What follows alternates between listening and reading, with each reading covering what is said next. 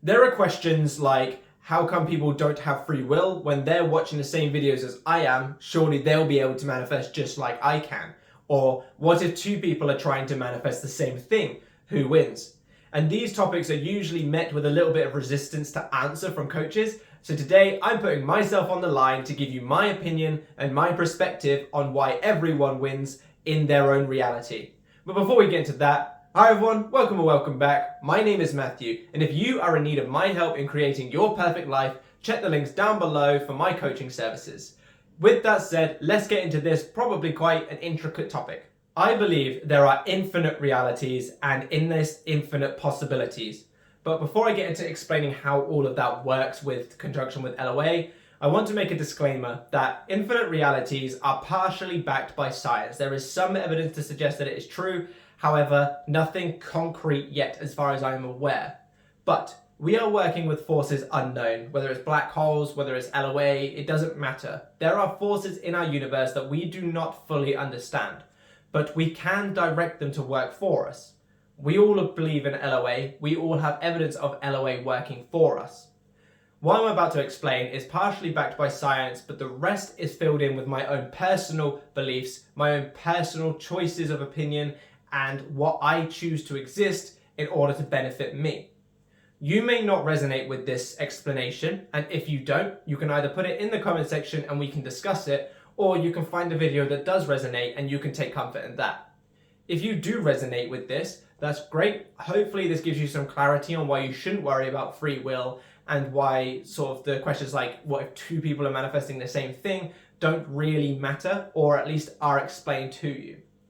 This is my personal belief and opinion, so take what I say with a grain of salt, and hopefully what I do say does resonate with you. If not, that is also fine too. Anyway, I believe that there are infinite realities, and each reality occupies a bubble.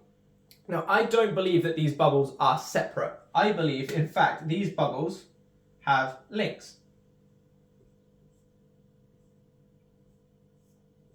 Obviously, I did that to the whole thing. I believe that these bubbles have links to each other. And what I believe links these bubbles to each other is awareness. I don't believe there is anything else that links these together besides our awareness, where our focus goes. I believe that imagination exists because we are just pulling something that exists in one of these realities. So right now, let's say in this universe, I have this blue pen. You all watching this right now can probably imagine me with a green pen in my hand. The reason why is because in this reality, I am using a green pen. So you are not creating something new, it just exists elsewhere. This is why I believe that free will doesn't exist. Because in scripture, there's the saying, in my Father's house, there are many mansions. In my awareness, there are many realities. There are many things to explain what already exists for us. So that's just the pen thing. In each one of these realities will be a different color. Now, in each one of these would break off into its own thing. So let's say, for example, down here, I've got a green pen, and I'm deciding, do I change my pen to blue or do I change it to red? What would then happen, because I'm faced with a decision, a new reality would either be created or it would already be leading up to this, in which this splits off and these are the two realities. In this one I have blue, I haven't got a red pen. And in that one I've got brown. Let's just say brown because I have brown. Oh, doesn't work. Let's just say brown in there. So here we have the blue pen. So I've gone from green and changed it to blue or brown. This is split off based on my decision. Now, the decision would have been based on me thinking it first, which then creates this new reality for me to exist in.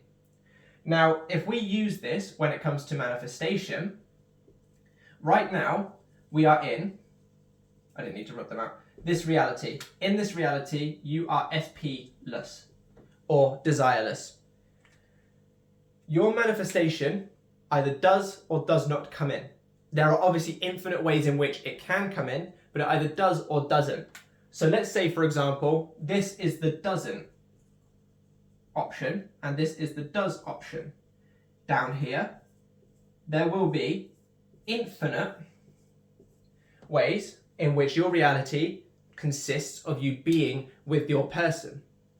In this one, there are obviously infinite ways where you still do not have your person or your desire. For this, we're just going to put person, but obviously I mean any desire. The difference is, in this reality is where you place your awareness. The more that you place your awareness, you are not changing your reality to be either of these. You are not changing this bubble to become one of these bubbles. You are, in fact, the awareness in this bubble. When you manifest your desires, you have successfully shifted your awareness into one of these bubbles in which you already do have your person. In this one, they might have called you. In this one, they might have bumped into you. In this one, your friend might have invited you out and they're there. Infinite possibilities based on this. Now, the reason why we can imagine other realities but not immediately get a desire is you are tapping into the awareness of what exists there. You are not becoming the version of you that exists there. Kind of like a window, for example. You look out of a window at the world outside, but you're still in this house looking outward. You are still in this reality looking at what's going on over here. It isn't until you open the door and step outward that you become the version of you outside. You become the version of you that occupies this reality. This was already going to happen regardless. If you didn't successfully manifest yourself becoming this version, these realities were going to exist anyway. Because there are infinite versions of your awareness in infinite realities, all living a life, which is why you can imagine anything. Because there must be another version of you already occupying a reality in which that must be the case for you to imagine it. So each one of these realities is you doing something different. It's a different version of you. And therefore, each one has its own split off and paths that were already going to happen. So think of it like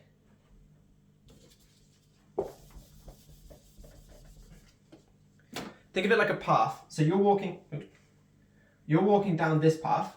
Now there's this decision here that you make. It doesn't split off into the two and you just have one of them and the other one doesn't exist. What happens is you are walking alongside the realities where this is existing the way it is and these two are already existing. They are paths alongside you. All realities exist right now next to each other. We're all just going forward basically. So you don't make this decision and then this splits off into these two creating it. They were already created. I think I said earlier at the beginning or close to the beginning that you create new realities based on decision. I didn't mean to say that. I meant like this, basically what I'm trying to explain. But these were already in existence. You just chose which one your awareness takes over. And therefore you now exist in either this reality or this reality. The reason why everyone has free will when they hear a video that says you have free will, but no one in their reality has free will, is because your awareness occupies one of these realities at a time. Yeah? Everyone within this reality is the operant power. The reason why everyone in that reality is the operant power, but no one can manifest you, is because they would occupy a reality in which you were theirs if they tried to manifest you. So what would happen is they wouldn't change this reality, so then all of a sudden you're like pulled to go be with them. What would happen is their awareness would shift into a different reality in where they are now with you. But in that reality, you wanted to be with them, if that makes sense. So in every reality, everyone has free will and everyone is the operant power. What happens is we are not changing the version of them in our reality, as in changing SP1 in this reality.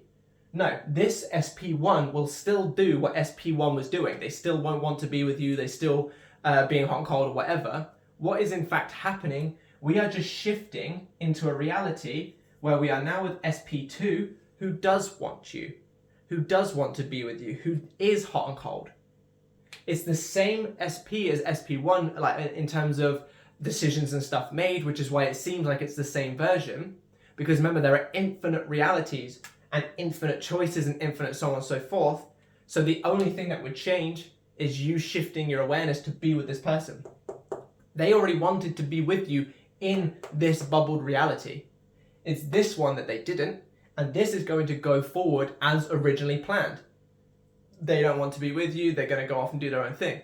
You are just shifting into this one where they do want to be with you. This is why it is not going against someone's free will, because they already wanted it in this bubble. You're just shifting your awareness to occupy that bubble. In my Father's house there are many mansions. In my awareness there are many realities. Therefore, your awareness is shifting to be the awareness of that.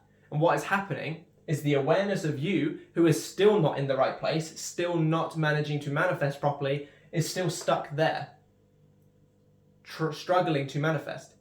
Your awareness is just shifted into this version, whereas this version of you is still doing its own thing.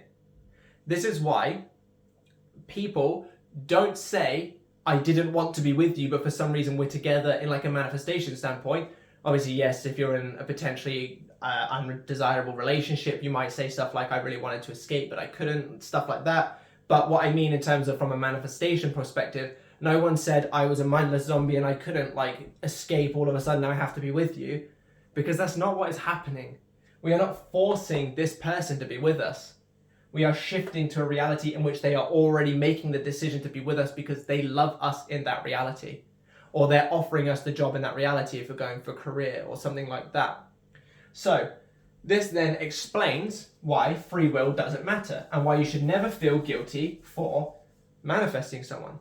The only reason you should ever feel guilty is if you are not going to treat that person right. If you're going to get them just to abuse them or to be horrible or to be mean or to trap them, that's obviously something you should feel guilty for. But simply having a desire and then choosing the reality to occupy in which they are there is not going against their free will. Because remember, this path was already happening where you two are together. You were already there. You just made the conscious decision up here to flip into this awareness and occupy the reality where SP1 wants you, instead of the reality where SP2 doesn't want you. Does that make sense? When I say SP1 and 2, I mean solely the same person, just in different realities. Reality 1, reality 2. I don't mean two separate people. This is then what can go on to explain why two people win. Let's say two of you wanted to manifest me, M. No, let me do that a bit lower. M. So two of you wanted to manifest me. You both would be trying to get me. Now, it wouldn't be a case of, is this person's awareness stronger than this person? Are they going to manifest me better because they affirmed more during the day or whatever? That's not how it works. I will not be torn in two to match you. I will not go with one of you and the other one will lose out. Now, that may seem like the case in reality, but that is purely because you haven't aligned with the right reality yet. But let's assume you both did everything perfect. You would both get me. What would happen is your path would continue, your path would continue, and here you would get me, and here the other person would get me. This would still be a reality of its own. I probably should have made that a bit bigger. Yeah, I'm just going on one sec. So I'm here, you're here, you're here. Path, path. This would still be a reality in its own, in which, I don't know, whatever is happening is happening. But one of you would shift into the reality here where you get me, the other one would shift here. See how they're different paths? All three of these are different realities, which means you both win, and subsequently neither of you win. Because this reality would still go forward, in which either I'm single or I'm with someone else or whatever. But in your own realities, assuming you do manage to align properly, you would end up both getting me. This is why you don't need to fear other people manifesting your specific person or anything like that, because everyone will win. This is why everyone can have what they want in their realities. And this is why all of you watching this video right now, hopefully I made sense and hopefully like you've enjoyed it, but all of you, I am telling you all, you are all operant powers. And then you're probably wondering, well, if we're all operant powers, how come other people don't have free will if we are all the operant power? This is why. Every single one of you watching this video right now all exists in this reality as the operant power. But let's say one of you wants to manifest me. You would break off into this reality in which you and I get together. The other, I don't know why I'm using me as a weird example, but you get what I mean. Whereas, like, let's say no one else here wanted to manifest me, you guys would all still be going forward in your little track, going straight down in your reality. But the people that did try to manifest me would occupy a reality in which they got me. Does that make sense? I really hope it does. None of you can answer me because obviously this is a video. Please explain in the comments, please let me know in the comments if I am not making sense. But this is why no one has free will and subsequently everyone does. Because we are occupying a reality in which it was already going to come into play. Not changing the physical one, and this is why I have said, and I know a couple of other coaches have said it, but I know I definitely have said it, you are not trying to change the problem, so SP1, you are simply choosing a new reality. You're not trying to change the third party in this one to get them to piss off. You are just accepting the reality in which they were already gone, where they don't exist. And this would get you to go over to here, where there is no third party. But the reason that there's no third party is because that was already going to happen because of the pathway of this universe. Does that make sense? Well, this reality, sorry. Universe, reality, same thing. Essentially. So it's not that you are forcing the third party away and making them lose out. They were already going to in that reality. It was still going to happen. Even if you didn't shift into it, it was still going to happen in its own little track. This is why you should never feel guilt. Because nothing that you do is your fault. If that makes sense. Like, yes, you consciously become the version of you in there, but anything that is happening is not your fault. It was already going to happen. You just shifted to get the best from it. And this obviously happens for bad things as well, like situations where there is currently no third party, and then you imagine a relationship in which there is a third party, you might end up occupying a reality in which there wasn't a third party up here, but as time went on, one came into play. This is why good things and bad things happen, and we should take accountability, because obviously, yes, we did put ourselves in that situation through our awareness. Not as in what is going on in the circumstance, that's not our fault. What is our fault is us being placed in that reality, which is why we say take accountability, which is why we say you have the power to change it. You're not trying to just blow up this reality and change it and be like some maniacal evil person changing everything. You're just simply just shifting over to this other reality. That's all it is. I don't know if you can see that actually, so I'm just going to put it over here. You're just shifting over into that other reality over there, which is all it is. You're not a tyrant of your reality. You're not the reason that some person over in Korea is doing something. You didn't consciously create like the Russian invasion or anything. Like that's not you.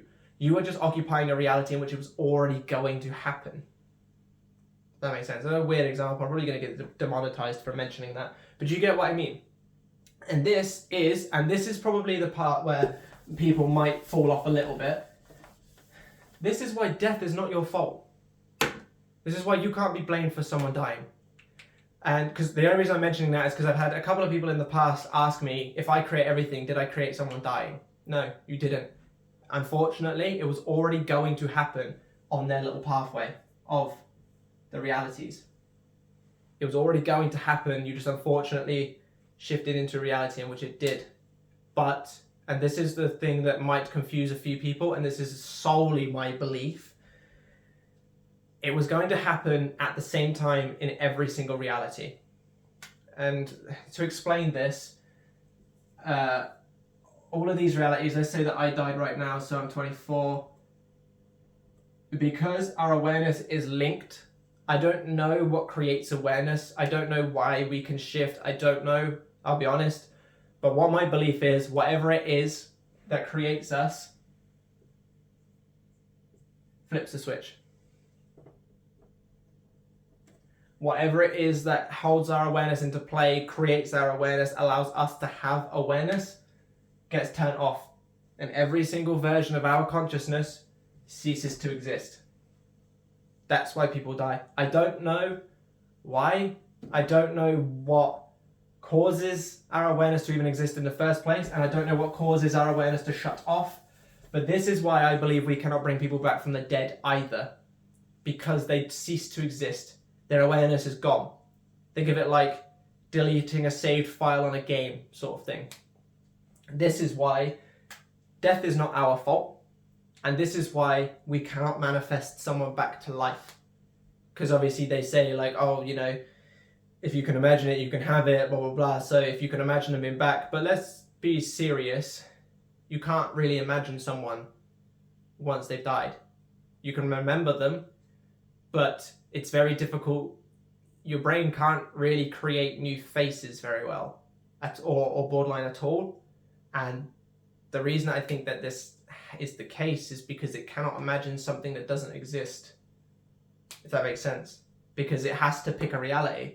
So you can't imagine a face because it doesn't exist in a different reality, because all imagination is us like just taking one of these bubbles